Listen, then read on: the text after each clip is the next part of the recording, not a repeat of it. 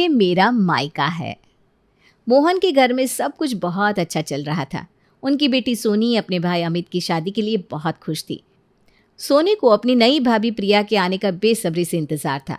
वो सोचती थी कि अब वो और प्रिया साथ में मार्केट जाएंगी, शॉपिंग करेंगी और मस्ती करेंगी। लेकिन सोनी की दोस्त नेहा उसे भड़काने की कोशिश करती है। क्या बात है, आजकल तुम बहुत ज़्यादा खुश हो। तुम्हें मालूम तो है मेरे भाई की शादी होने वाली है और मेरी भाभी आएगी। हाँ तो इसमें क्या है, वो तो सभी की भाभियाँ आती है, तेरी भाभी कौन सी स्पेशल है। निया तुम देखना, प्रिया भाभी के आने के बाद ना भाभी और मैं कितनी मस्ती करेंगे, रोज़ घूमने जाएंगे। एक भाभी ही तो होती है जिससे ननद अपने मन की बात कर पाती है।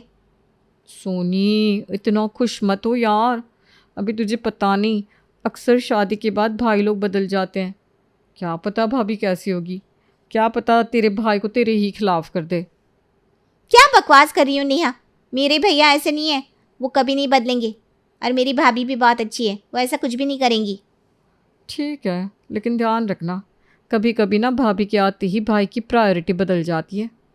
बस तू अपनी आंखें खुली रखना ताकि तुझे सच्चाई दिख सके। तुम बस देखती जाओ, ऐसा कुछ भी नहीं होगा। मेरी भाभी पूरे परिवार को एक साथ लेकर चलेगी। हाँ वो तो तेरी भाभी के आने के बाद पता चल ही जाएगा, उसके बाद बात करते हैं, तब पता चलेगा कौन कितने पानी में है। अमित की शादी के बाद प्रिया का स्वागत धूमधाम से होता है। पूरा परिवार प्रिया को अपने घर का हिस्सा मानता है। सोनी भी बहुत खुश है और प्रिया के साथ समय बिताने के लिए हमेशा तैयार रहती है। प्रिया बेटा, आज से यह घर तुम्हारा है, तुम जैसे चाहो वैसे यहाँ रह सकती हो। तुम्हें बहू नहीं बेटी बनाकर लाए हैं हम। धन्यवाद माँ जी, मैं बहुत खुश हूँ इस परिवार का हिस्सा बनकर। जितना प्यार आप लोग मुझे दे रहे हो, शायद मैंने पिछले जन्म में कोई अच्छे काम किए होंगे, तभी ऐसा परिवार मिला है मुझे। ऐसा कुछ नहीं है, तुम हो ही इतनी प्यारी बिटिया। भाभी अब हम कल मार्केट चलेंगे, मुझे ना तुम्हें बहुत सारी चीज़ें दिखानी है। बिल्कुल सोनी, मैं ज़रूर चलूँगी। धीरे धीरे घर में प्रिया अपनी एक अलग पहचान बना लेती है। उसे सब पसंद करते हैं और उसकी बातें मानते हैं, क्योंकि वो सभी की भलाई के लिए कहती है। प्रिया बेटा, तुम्हारे हाथ के बने खाने का तो जवाब ही नहीं है। सच में तुम्हारे हाथ में जादू है। हाँ बहू, सच में तुम्हारे हाथों में बहुत स्वाद है। अरे होगा क्यों नहीं, मैं चुन के लाई हूँ अपनी बहू को, लाखों में एक है हमारी प्रिया। थैंक यू माँ जी, पापा जी, इस घर में सब ऐसे ही मुस्कुराते रहे, मेरी तो बस यही ख्वाहिश है। अरे बस बस मम्मी पापा, कितनी तारीफ करोगे भाभी की, देखो वो कैसे शर्माए जा रही है, अब बस भी करो। एक दिन सुबह के नाश्ते में प्रिया ने आलू के पराठों की जगह बेसन के चीले बनाए थे। ये देखकर माधुरी से टोकती है। उस समय सोनी घर पर नहीं थी। अरे ये क्या प्रिया, तुमने ये क्या बनाया है? तुम्हें बताया था ना मैंने कि नाश्ते में क्या बनाना है, फिर तुमने ये क्यों बनाया?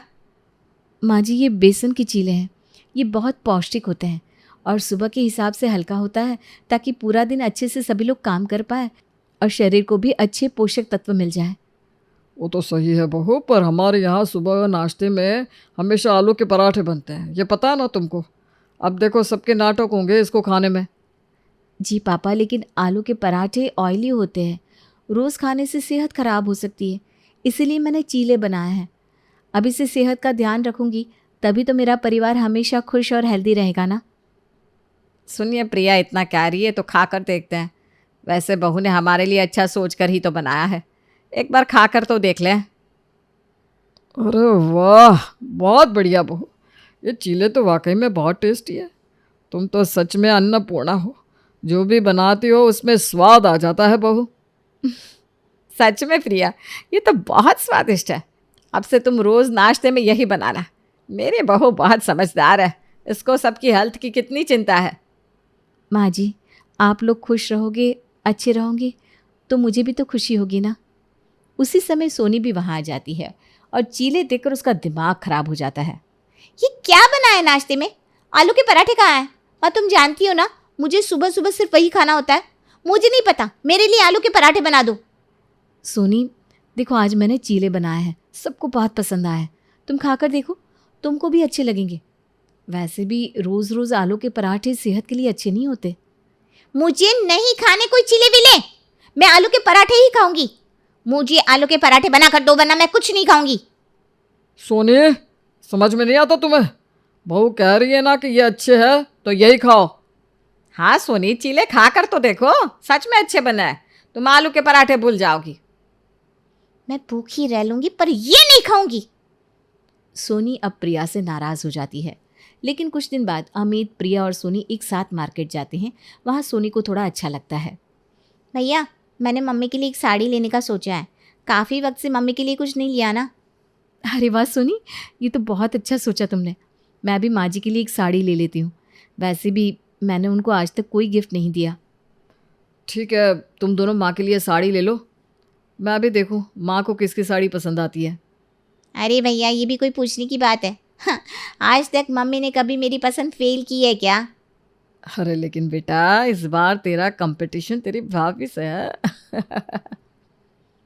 तो क्या हुआ, जीतूंगी तो मैं ही। देखते हैं।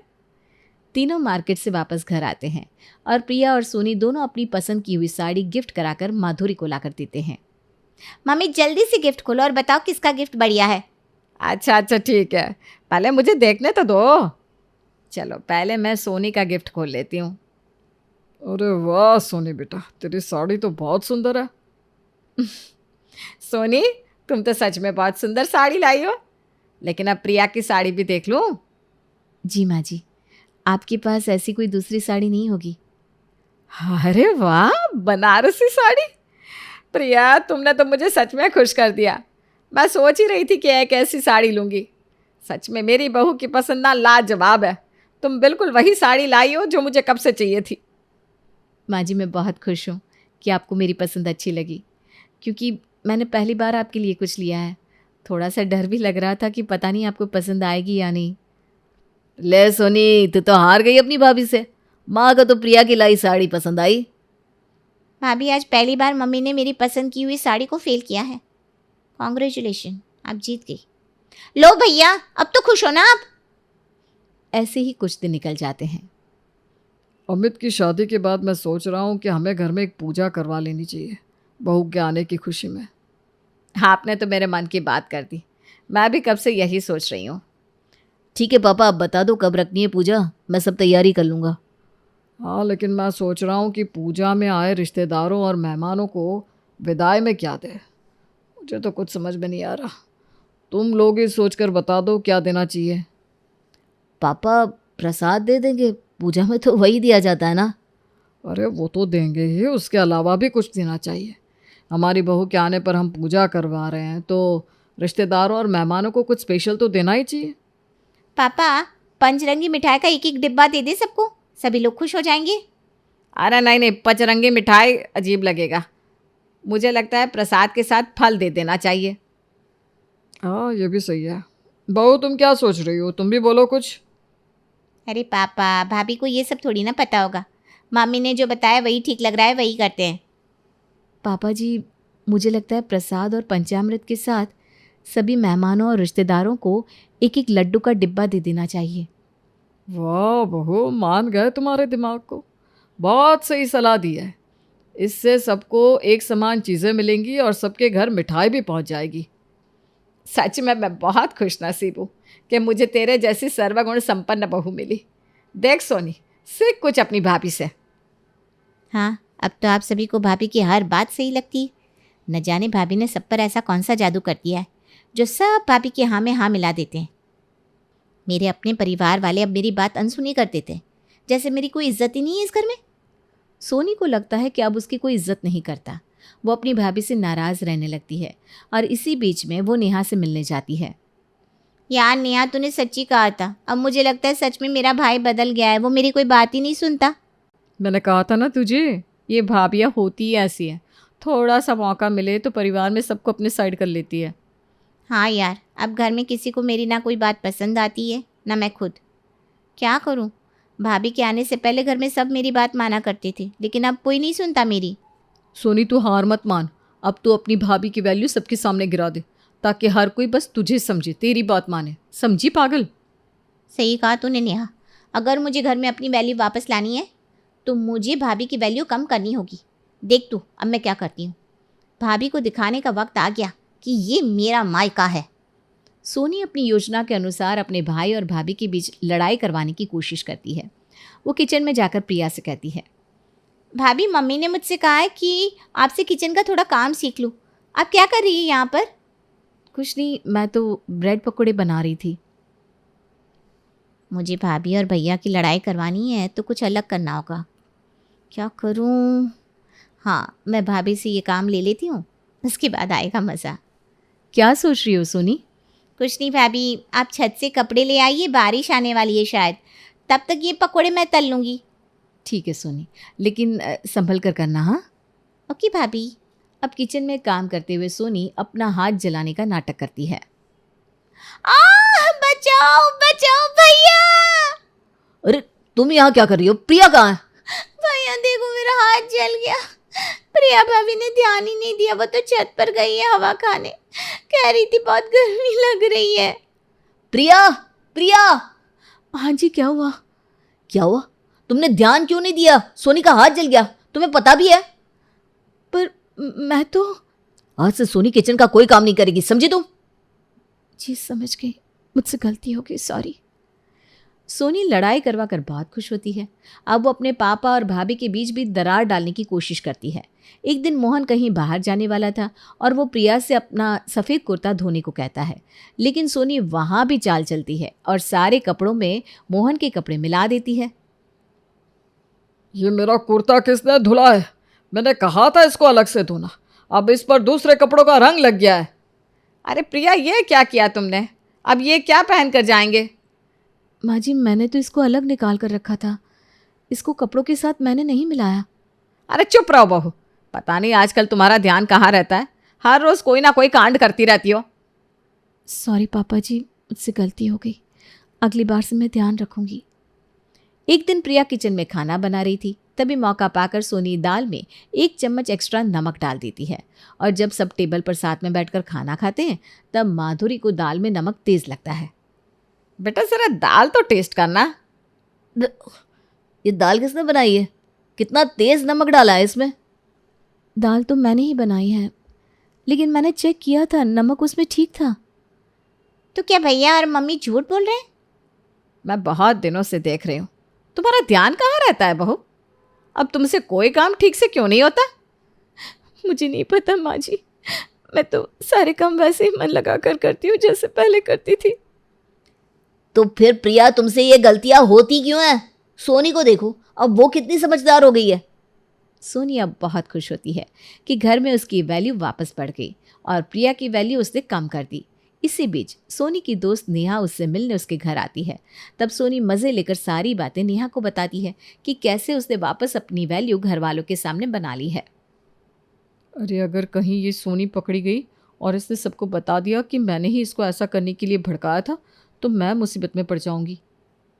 अरे यार नेहा क्या सोच रही है, मैं इतनी खुश हूँ और तू ऐसे बैठी है। सोनी यार, तूने भाभी के साथ अच्छा नहीं किया। नेहा मुझे लगा था कि सब मुझे भूल गए हैं, इसलिए मैंने अपनी वैल्यू वापस लाने के लिए ये किया। पर सोनी ये सही नहीं है, तुम्हें अपनी भाभी के साथ ऐसा नहीं करना चाहिए था। सोनी को नेहा की बात समझ में नहीं आती। कुछ दिन बाद सोनी को देखने रिश्ते वाले आते हैं और उनमें सोनी की भी एक ननद होती है।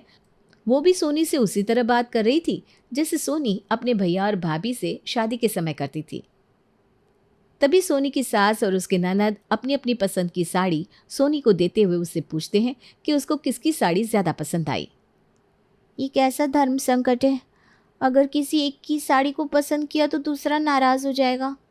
अब कौन सी साड़ी सेलेक्ट करूँ, दोनों ही अच्छी हैं।